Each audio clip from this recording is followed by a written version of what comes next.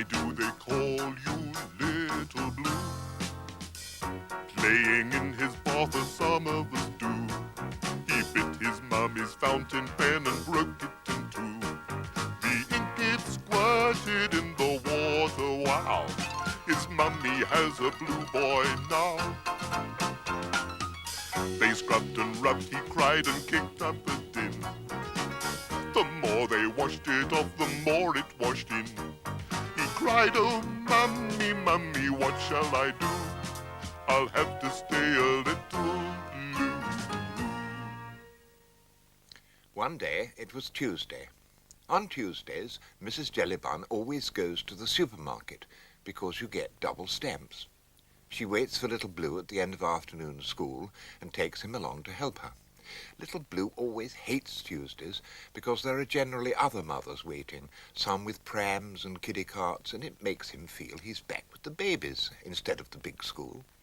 It was worse than ever this Tuesday because he'd forgotten it was Tuesday, and he came out of the gate with Kipper Guppy and Geoffrey West, and he generally hangs back on Tuesday until they've gone. When Geoffrey West saw Mrs. Jellybun waiting with her little shopping trolley, he jeered, "Is your mummy going to wheel you home in that? Time she got you a bigger pram." Geoffrey West is a horrid boy. Little Blue hates him at times, though at times he's all right because he can be quite funny about other people. Little Blue sulked all the way to the supermarket. "Now I'm going to buy 3 packets of Jingo this week," said Mrs. Jellybun. "I hate Jingo," said Little Blue. "Nonsense, boy. It's got all those vitamins. Besides, I'm collecting the wrappers. There's a prize of a free holiday." "Ah," said Little Blue, with visions of Scarborough suddenly arising in his mind. "What do you have to do to win the prize, Mummy?" "You have to get the lucky number on the wrapper, boy." So Little Blue was quite excited when they went into the supermarket. "Where's the Jingo? Where's the Jingo?" he cried, rushing along the shelves. "Disgusting little hooligan," snapped a lady. "I beg your pardon," said Mrs. Jellybun. "Were you referring to my son?" "Very probably," replied the lady, staring coldly at Mrs. Jellybun. "He certainly looks very much like you. Not so big, of course." Mrs. Jellybun just looked at this rude lady, one of her haughty looks, and walked away without even troubling to reply. But inside she was just boiling with rage, because she's very sensitive about her size. Meanwhile, Little Blue had rushed all round the shop looking for Jingo, and at last, coming back to where he'd started, there was some on the top shelf, 3 packets. He reached up and whipped them down, not noticing the lady was also reaching up. "It's you again," she screamed. "Put those back at once, I want them." "No, madam," said Little Blue. "My mummy wants them to go to Scarborough." At this point, the manager came hurrying up from the back of the shop. Oh dear, what was happening? "This little hooligan has just taken my Jingo. Make him give them to me, or else get me some more from your stockroom." I'm sorry, madam, they're the last 3 packets. We shall have some more in on Friday." "Give them to me, give them to me," yelled the lady, trying to snatch them from Little Blue. "If you touch my child, I shall call the police," said Mrs. Jellybun. And she took the packets, put them in her wire basket, and went to the checkout. While she was paying for her shopping, the manager came up and said, "Excuse me, Mrs. Jellybun, but don't you think you could perhaps let that customer have those packets of Jingo? They're the last 3 packets. You see, she's collecting the wrappers, and she's one of my best customers." "So am I," said Mrs. Jellybun. "At least, I was, but I shan't be shopping here again. Come, Little Blue." And home they went. A tear came into Little Blue's eye. "Shan't we go to Scarborough now?" "No," said Mrs. Jellybun. "I don't suppose we'd have won the prize anyway. There's no point in keeping the wrappers." Well, about a week later, there was a knock on the door, and it was the manager of the supermarket. "Yes?" asked Mrs. Jellybun coldly. "I've heard from head office, Mrs. Jellybun. It seems the winning number came to my shop. You see, they always see to it that the prize goes to different towns, like." "Yes," said Mrs. Jellybun again. Well, the winning number has been displayed in my shop for days, and nobody's claimed it. I was wondering whether it was one of yours. Come in, Mr. Toogood. Do sit down. I keep my wrappers in this biscuit tin. What was the number? 85643. Alas, it wasn't there.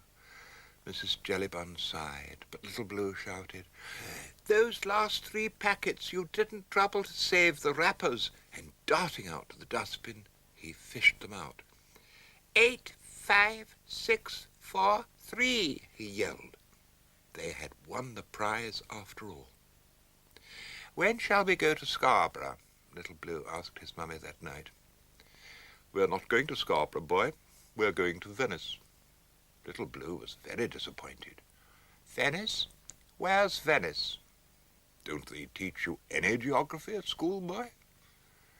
And that was the point she raised when she told Miss Merriweather she was proposing to take Little Blue away for a week. "It's a whipping idea," cried Miss Merriweather. "It will be a great educational experience." And so it was. Little Blue had never travelled by air before. There was a wonderful shop at the airport where he got 6 cans of fizz and a little bag to put them in for next to nothing. Little Blue adores fizz. And on the plane there were maps to tell you where you were going and a little nozzle to whoosh air onto your face if you wanted it. There was also a lavatory.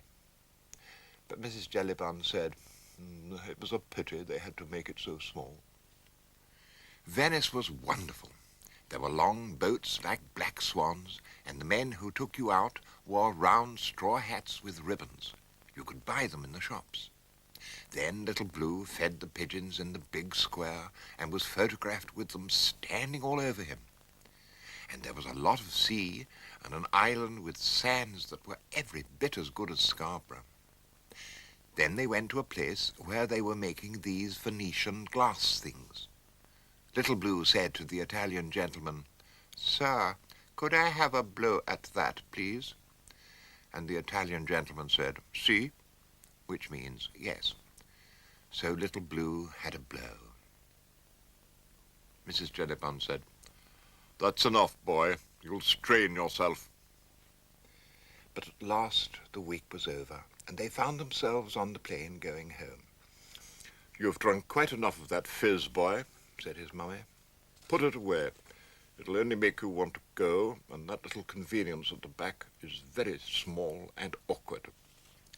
So Little Blue hid his can of fizz under the seat where his mummy couldn't see it and sucked it up quietly. Suddenly, this hijacker was standing there in the gangway with a machine gun, shouting out for everybody to put their hands on their heads. He made the stewardess tell the pilot to turn round and go to Istanbul, or he'd shoot somebody. Mrs. Jellybun put her hands on her head, but Little Blue had just sucked up a big mouthful of fizz, and he was trying to get rid of the can. "You!" suddenly yelled the hijacker to Little Blue. "Do like I said!" Little Blue was terrified. He slapped his hands on his head so hard that the fizz shot out of his mouth in a blinding stream straight into the hijacker's face. The hijacker dropped his gun, staggered about, tripped over Mrs. Jellybun's foot, and rolled in the gangway. Quick as lightning, Mrs. Jellybun sat on him. When it was all over, and the man had been bound up, and people had stopped congratulating Little Blue and his mummy, she whispered to him, "Now listen to me. What you did was very clever and quick, but I don't want people to know you squirted fizz into that man's face, because it's a very disgusting thing to do, even to a hijacker. How has she brought him up? People will ask. So we'll just say he tripped over my foot." Well, the pilot radioed the news back to England, and when the newspapers and the TV men met the plane to interview Little Blue and his mother, that's what they said. "They ought to give a medal," said somebody. A gentleman from the airline insisted they went into the VIP lounge. That's the lounge for very important people. "The Queen was here last week," said the airline gentleman. "What a wonderful end to a holiday. They could have anything they liked to eat. I expect you'd like to know what Little Blue had. A raspberry cream sundae, 2 turkey sandwiches, egg and chips, another raspberry cream sundae, and a lot of fizz. "You'll be sick," said Little Blue's mummy. "No, I shan't, mummy," said Little Blue. And strangely enough, he wasn't. Little Blue, Little Blue, why do they call you Little Blue?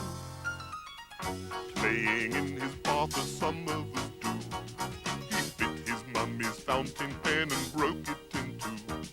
The ink it squirted in the water, wow! His mummy has a blue ball, mummy has a blue